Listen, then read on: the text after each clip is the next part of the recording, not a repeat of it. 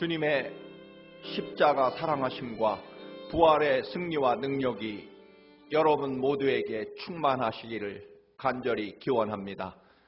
다 함께 기도하심으로 사순절 네 번째 주일 예배를 하나님께 드리시겠습니다.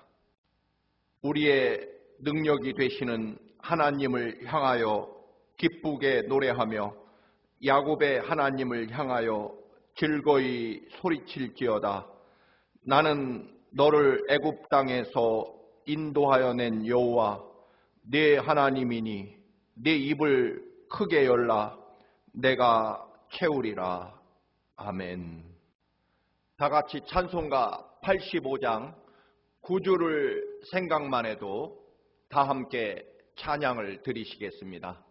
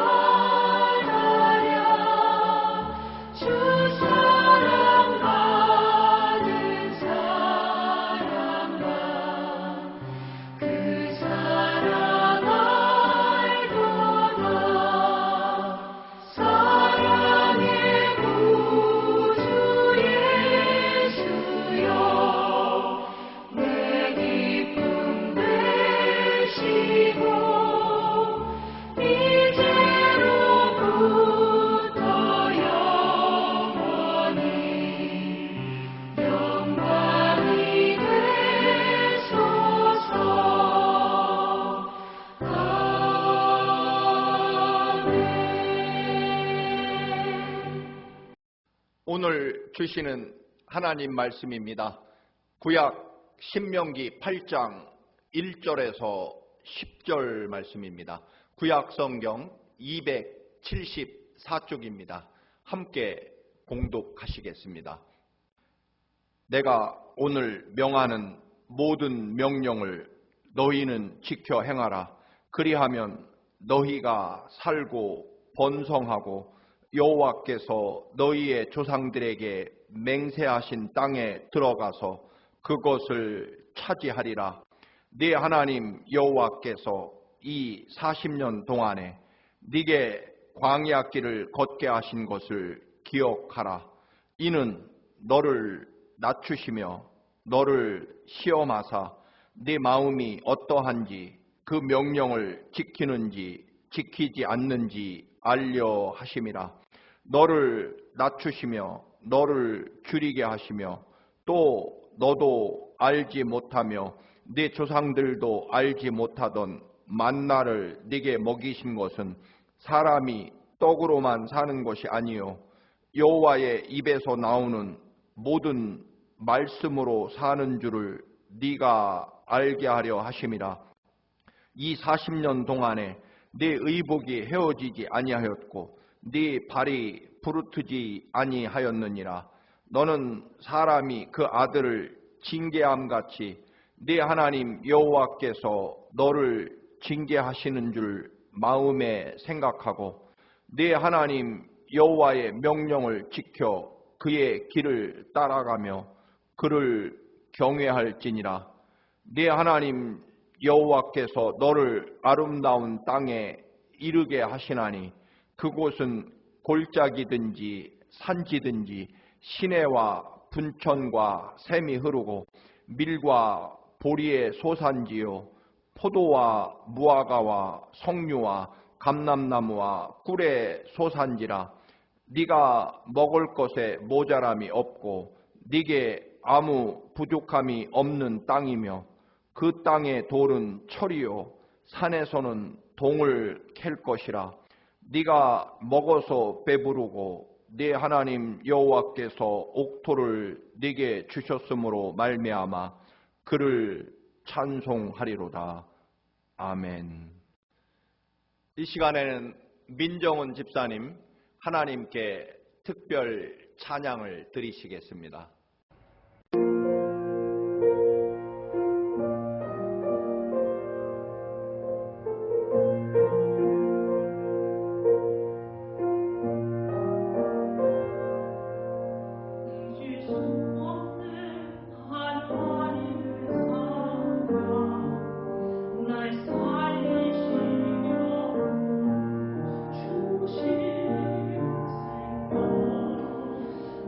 십자가 지고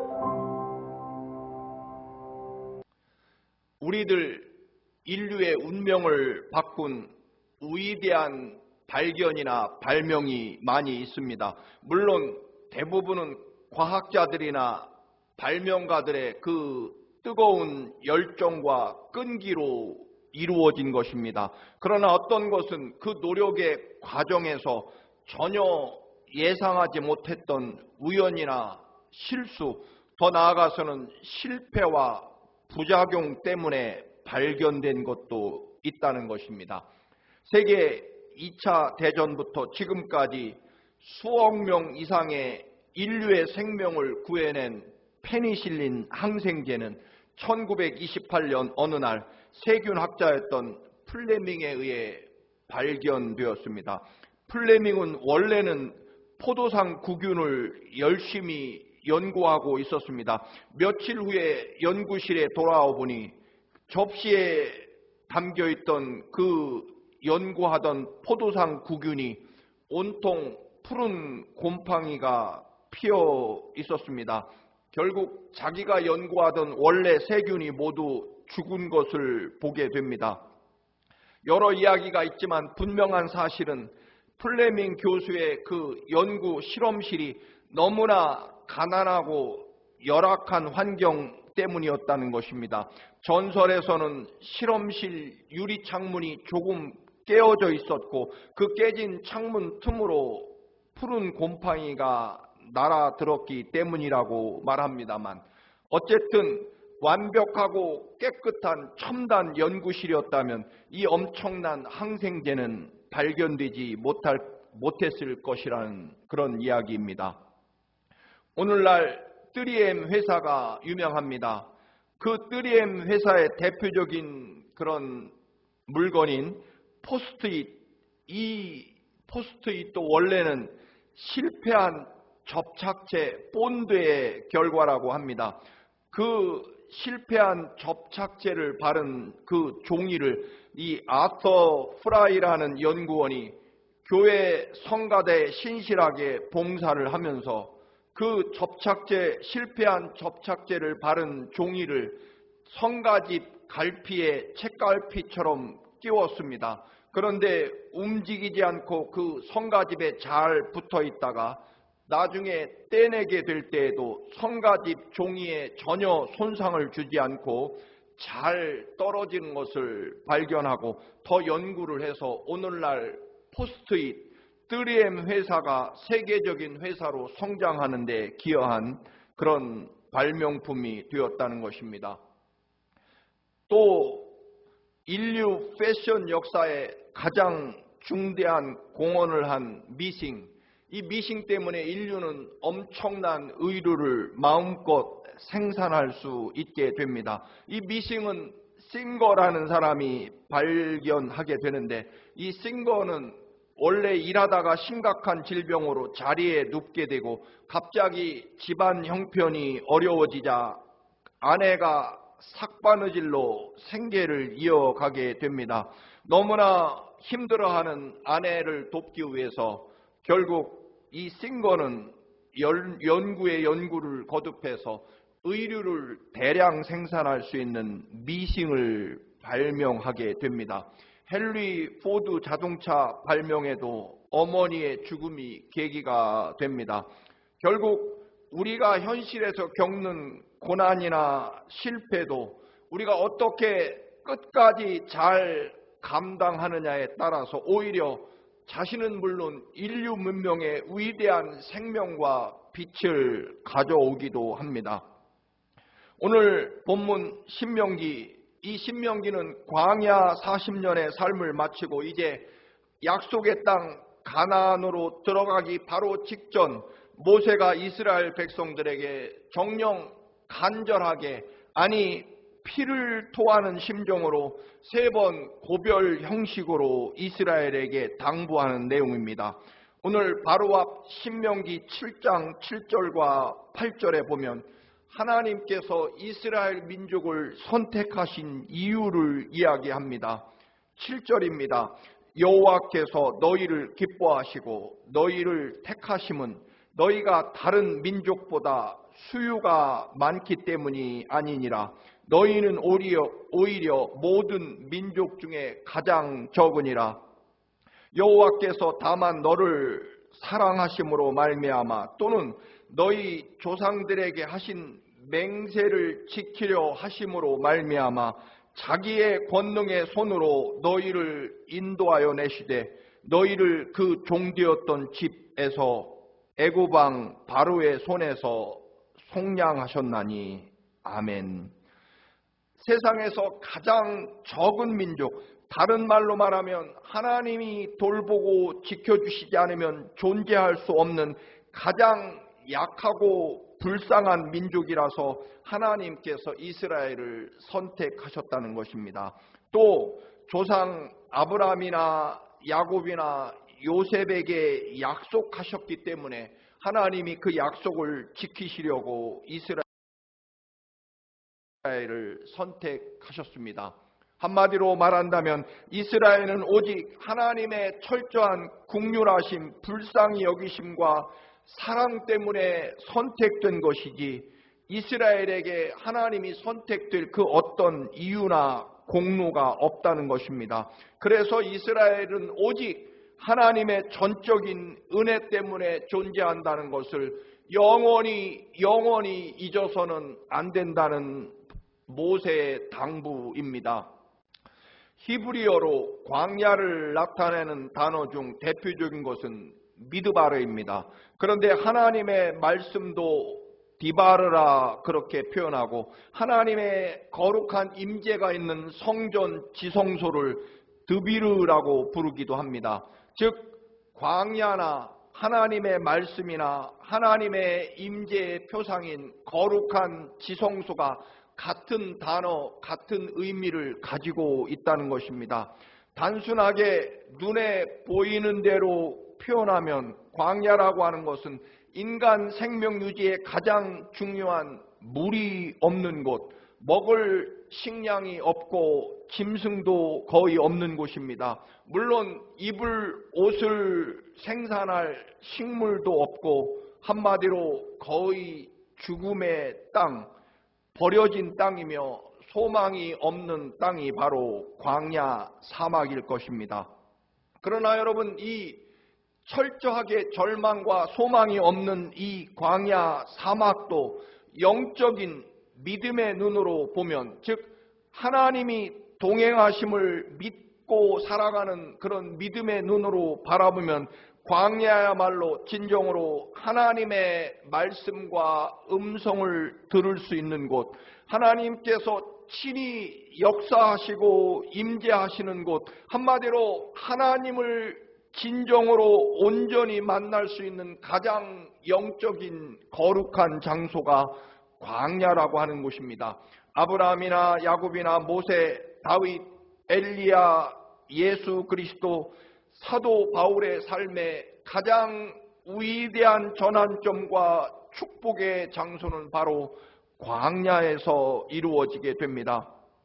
인간의 생존에 필요한 것은 전혀 존재하지 않는 철저한 절망과 비움의 땅이기 때문에 오로지 하나님만 바라볼 수밖에 없는 곳이기 때문입니다. 사람이 가진 것, 지위나 체면이 전혀 의미가 없고 오직 우리 영혼이 정직하게 하나님과 1대1로 만날 수 있는 곳입니다. 두렵고 피하고 싶은 곳이지만 우리 자신을 비로소 모두 내려놓고 오로지 하나님 앞에 정직하고 진실하게 하나님을 만나고 바라볼 수 있는 곳이 바로 광야입니다. 이스라엘이 그토록 파란만장하고 길고 지난했던 40년의 광야 생활이 끝나고 이제 하나님께서 약속하신 젖과 꿀이 흐르는 땅으로 이제 들어가게 될 것입니다. 사랑하는 교우 여러분, 우리도 지난 1년 동안 코로나19 이 팬데믹 광야를 살아왔습니다. 그토록 메마르고 외롭게 죽음의 공포와 싸웠던 1년 몇 개월의 그 끝이 이제 보이고 있습니다. 아마도 한두 달만 잘 참고 기다리면 우리도 이제 거의 일상으로 되돌아가게 될 것, 그렇게 보입니다.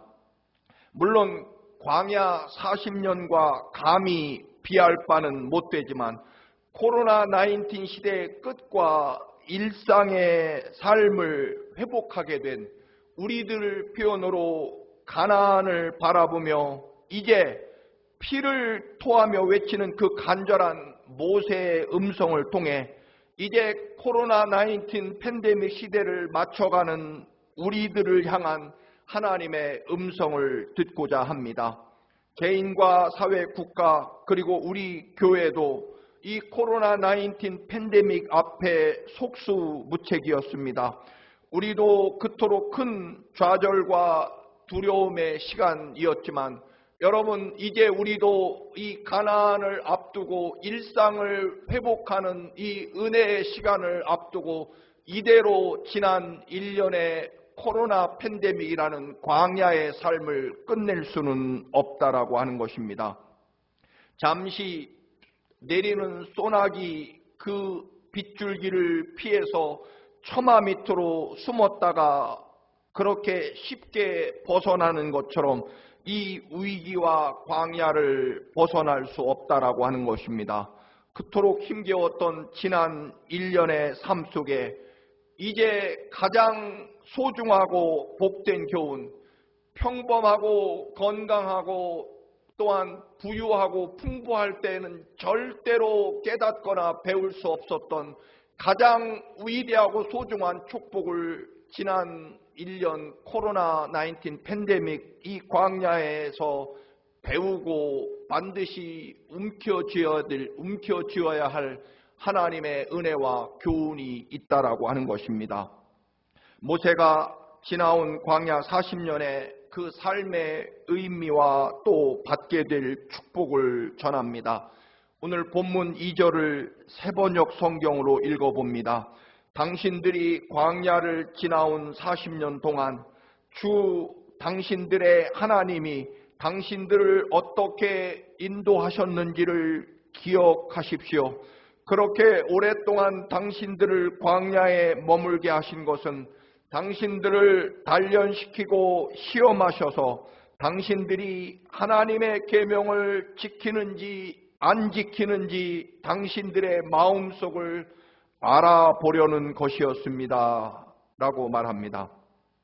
가나안에 들어가서도 평안하고 축복의 땅에 살게 되더라도 지난 광야 40년 동안 베풀어 주신 전적인 하나님의 인도하심과 은혜를 잊어서는 안 된다는 것입니다.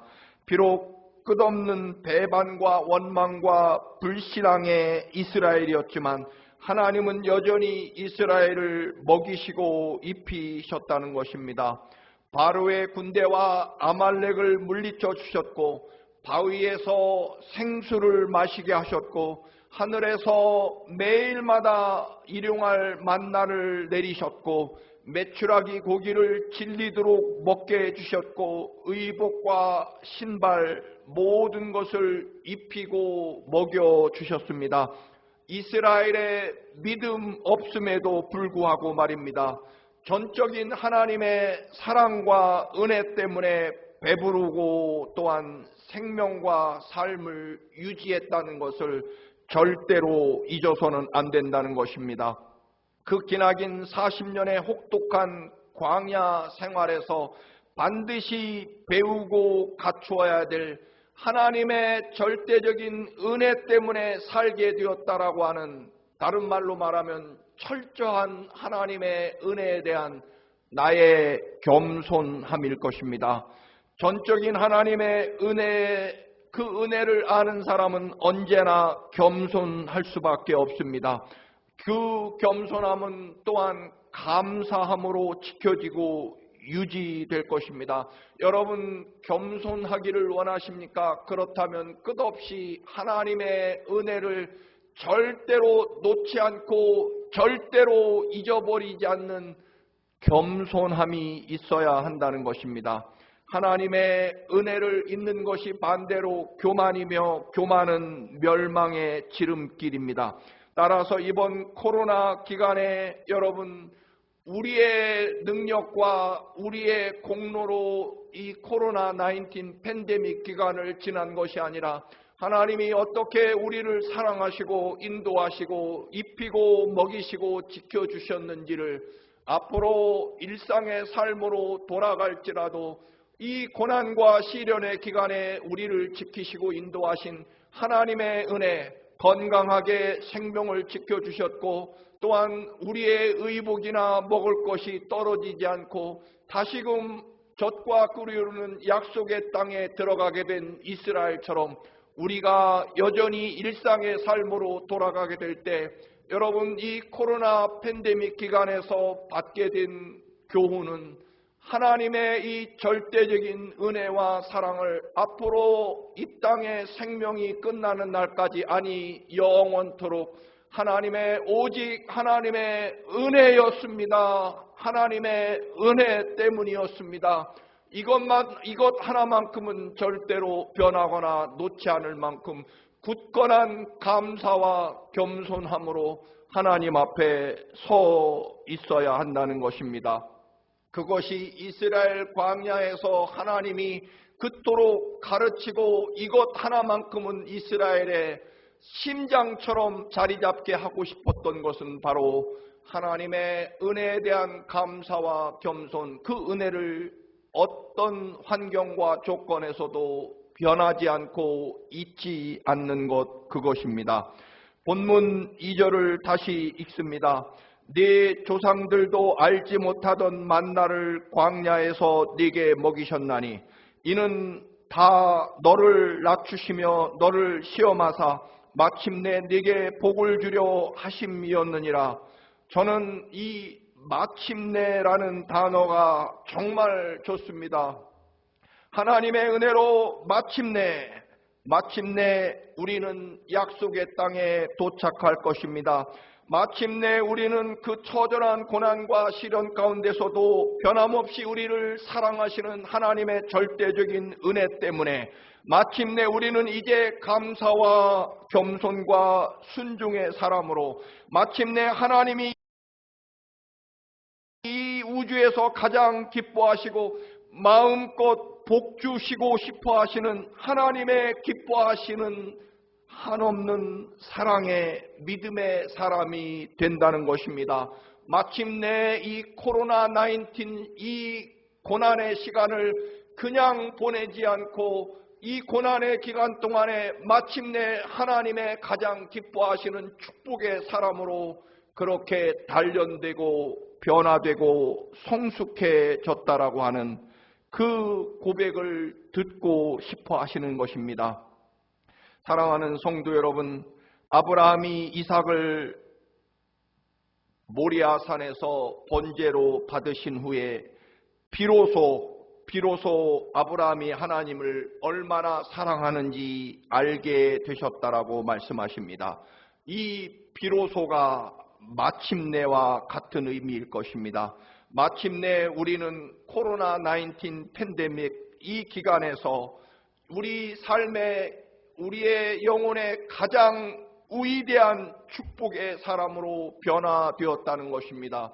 그것은 오직 하나님의 전적인 은혜와 인도하심, 영원토록 단 한순간도 놓지 않고 나를 사랑하시는 하나님의 절대적인 은혜 때문이라는 겸손함을 배우고 그 겸손함에서 감사함으로 나아가게 된다는 것입니다. 마침내 우리의 믿음 없음에도 골고다 십자가에서 우리를 살리려고 내 대신 죽으신 주님의 은혜, 사랑하는 아들을 십자가에 우리 속죄 제물로 희생시키신 아버지 하나님의 그 사랑을 마침내 어떤 조건과 환경에서도 영원히 잊지 않게 되는 굳건한 정금과도 같은 위대한 믿음의 사람으로 우리가 나오게 되었다는 것, 마침내 하나님의 참 기뻐하시는 백성으로 설 수 있게 되었다는 것입니다. 이 믿음으로 서시기를 원하십니다. 다음으로 지난 40년간 광야에서 혹독한 그 시련과 고난 속에 배운 교훈, 하나님 아버지께 그 어떤 희생과 대가를 지급하고서라도 가나안에 들어가야 되는 이스라엘이 40년 동안 꼭 배우고 갖추어야 할 덕목은 순종이라는 것입니다. 2절 후반부입니다. 그렇게 오랫동안 당신들을 광야에 머물게 하신 것은 당신들을 단련시키고 시험하셔서 당신들이 하나님의 계명을 지키는지 안 지키는지 당신들의 마음속을 알아보려는 것이었습니다. 1절도 읽어봅니다. 내가 오늘 명하는 모든 명령을 너희는 지켜 행하라. 그리하면 너희가 살고 번성하고 여호와께서 너희 조상들에게 맹세하신 땅에 들어가서 그것을 차지하리라. 하나님은 그 처절한 40년의 광야에서 반드시 꼭 배워야 할 것은 순종이었다는 것입니다. 어떤 환경과 조건에서도 절대적으로 하나님의 말씀 명령에 순종하는 사람이 되기를 원하셨습니다. 광야는 순종 훈련소였다는 것입니다. 그 시험에 합격한 사람에게는 이제 가나안 땅을 누릴 자격을 주시고 그 가나안 땅에서 젖과 꿀이 흐르는 한없는 하나님의 거룩한 백성으로 은혜와 복을 마음껏 누리고 살게 된다는 것입니다. 하나님이 이처럼 절대적으로 배우고 갖춰야 될 덕목의 순종을 요구하시는 것은 그 순종을 통해서 하나님의 축복이 우리에게 임하기 때문입니다. 하나님께서 우리를 부려먹겠다는 것이 아니라 생명과 번성의 복을 받으려면 하나님의 말씀에 절대적으로 순종해야 되기 때문입니다. 훈련소에서 여러분 훈련받는 덕목은 근본적으로 사회에서는 자기 마음대로 자기 욕심대로 멋대로 하고 싶으면 하고 하기 싫으면 하지 않던 그런 삶을 철저하게 뽑아내고 이제 오로지 지휘자의 지휘관의 명령에 전쟁 포화 속에서도 전진하면 전진하고 또한 물러나라면 물러나고 어떤 명령과 사명에도 절대적으로 목숨을 바쳐 그 명령에 순종하는 사람을 만드는 곳, 그것이 바로 훈련소일 것입니다. 하나님의 은혜와 축복의 법칙은 언제나 한결같습니다. 전적으로 하나님의 은혜와 사랑을 믿고 그 명령과 말씀에 내 생명과 삶을 바쳐 순종할 때 하나님의 예비하신 축복과 은혜를 소유하게 된다는 것입니다. 여러분, 얼마 남지 않은 이 코로나19 팬데믹, 이 광야 생활에서 여러분 생명과 바꾸어도 좋을 만큼 반드시 갖춰야 될 덕목은 이 코로나19을 통해 절대적인 순종, 절대적인 하나님의 말씀과 명령에 따르기로 다짐하는 것입니다. 어떤 조건에도 어떤 손해에도 어떤 고난에도 흔들리지 않고 정말 하나님의 그 놀라운 은혜를 믿기에 순종하는 믿음으로 바뀌는 것입니다. 마태복음 14장에 보면 벳세다 언덕에 5,000명의 어른 남자들만 5,000명이나 되는 사람이 모입니다. 해가 지고 식사를 해야 할 때가 되었지만 주님의 말씀은 끝나지 않습니다. 제자들은 그들을 먹일 능력이 없어 불안해하고 긴 설교를 하는 주님을 원망하게 됩니다. 이에 주님은 너희들이 그들에게 먹을 것을 주라고 명령하십니다. 요한복음 6장에 보면 예수님께서는 그렇게 말씀하신 이유가 빌립을 시험해 보시고자 그렇게 말씀하신 것이었습니다. 예수님은 이미 이 문제를 어떻게 해결하실지 다 준비하고 계셨던 것뿐입니다. 예수님께서 요구하신 것은 모든 사람을 먹일 200데나리온 3만 달러의 돈이 아니라 절대적인 순종이었습니다. 어린아이의 순종으로 모든 사람들이 배불리 먹고도 12광주리가 남게 됩니다. 이 놀라운 역사와 축복은 인간의 노력이나 사업 경영의 결과가 아니라 여러분 절대적인 순종의 결과였습니다. 사랑하는 성도 여러분, 우리가 광야를 만날 때 기억해야 할 것은 먹고 살아갈 방법이 아니라 하나님의 음성에 순종하는 것입니다. 어려울수록 더욱더 하나님을 붙잡는 그런 믿음의 훈련입니다. 이 세상 사람들은 이 코로나19에 어떻게 하든 살아남고 피할 방법을 찾지만 우리는 이 코로나 팬데믹, 이 거대한 광야의 삶에서 반드시 피를 토하며 모세가 요청하고 하나님께서 40년이라는 그 처절한 기나긴 훈련 기간을 통해서 어떤 일이 있어도 무슨 일이 있어도 우리가 생명을 소유하고 하나님의 그 놀라운 축복을 소유할 수 있는 조건, 하나님의 은혜를 영원히 붙잡는 것과 그리고 그 은혜에 절대적으로 순종하는 것, 그것이 하나님의 광야를 주신 뜻이고 우리가 더 위대한 젖과 꿀을 흐르는 가나안 땅을 소유하며 앞으로 이 고난 후에 받게 될 위대한 축복을 차지하는 조건이 될 것입니다. 다시 3절 말씀입니다.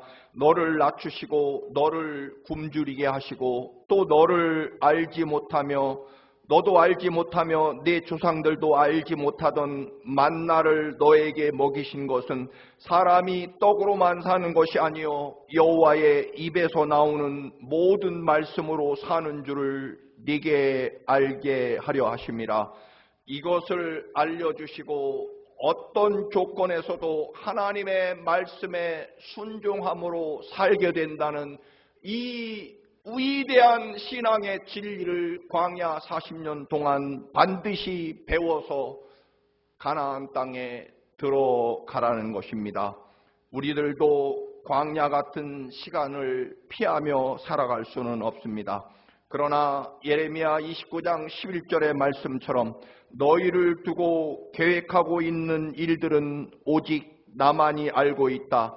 내가 너희를 두고 계획하고 있는 일들은 재앙이 아니라 번영이라.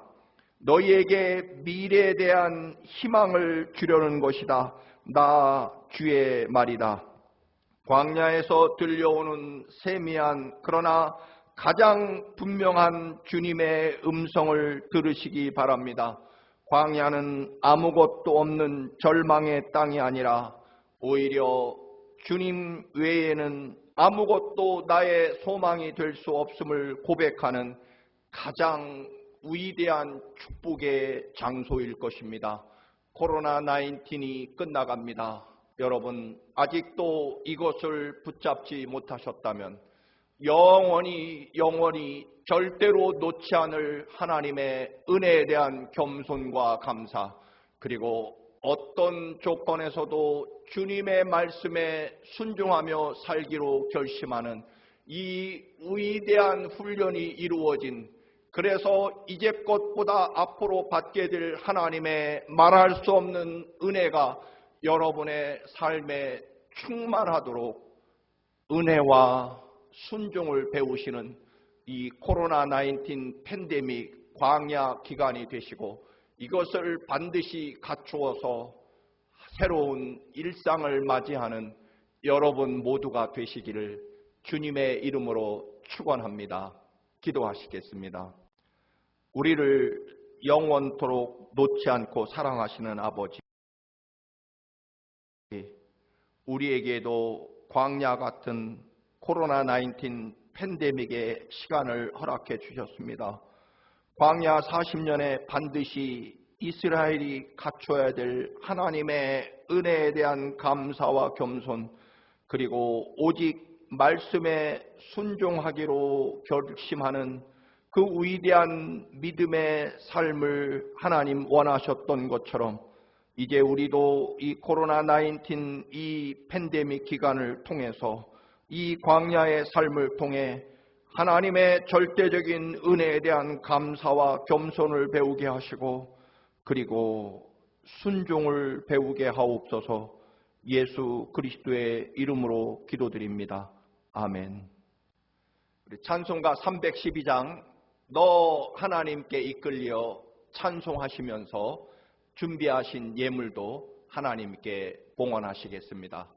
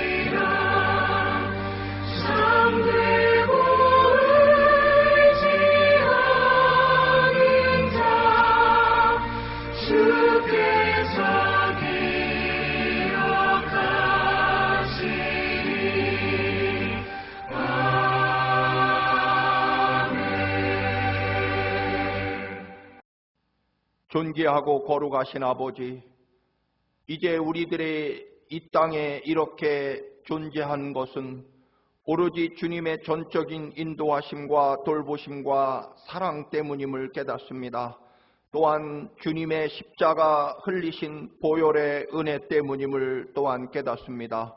이 은혜를 영원히 기억할 것이며 또한 우리의 감사와 믿음으로 온전히 주님 앞에 서기를 다짐하며 이 예물 드립니다. 아버지 받아 주옵시고 약속하신 젖과 꿀이 흐르는 그 놀라운 축복이 우리 모든 성도들의 삶과 가정에 넘치게 하옵소서. 예수 그리스도의 이름으로 기도드립니다. 아멘. 교회 소식 알려드립니다. 사순절 네 번째 주간입니다. 주님의 십자가 사랑과 부활의 소망을 가지고 더욱 경건하고 또한 은혜로운 시간이 되시기를 바랍니다. 사순절 기간 동안 이웃을 사랑하고 섬기기 위해서 하루에 쿼러 하나씩 모아서 부활절에 봉헌해 주시기 바랍니다. 전액 이웃을 돕는 일에 사용하도록 하겠습니다.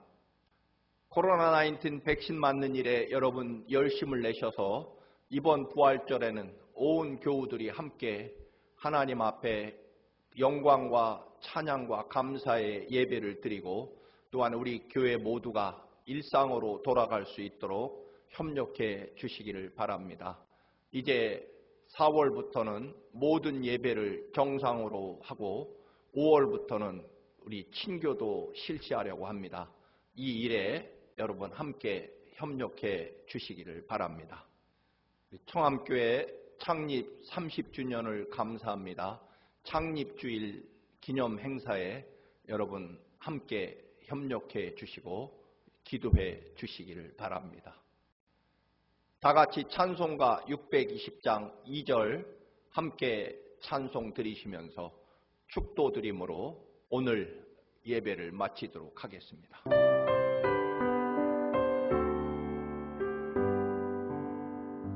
주님이 뜻하시니 헤아리기 어렵더라도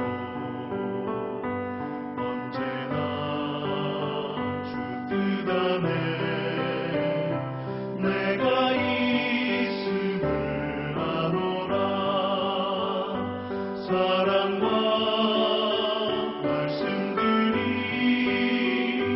나를 더욱 새롭게 하니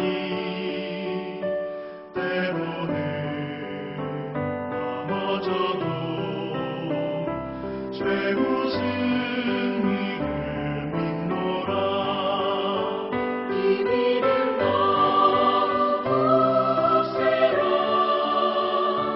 주가 지켜주신다. 어두운 밤에도 주의 밝은 빛 인도하여 주신다.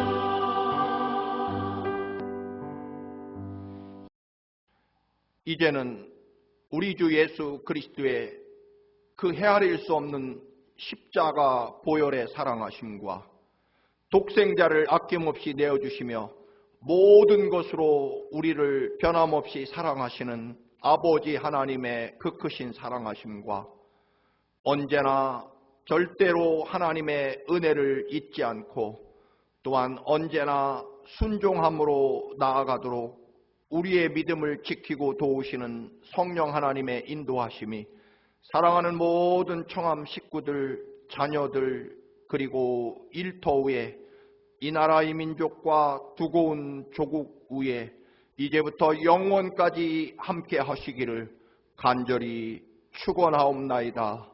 아멘.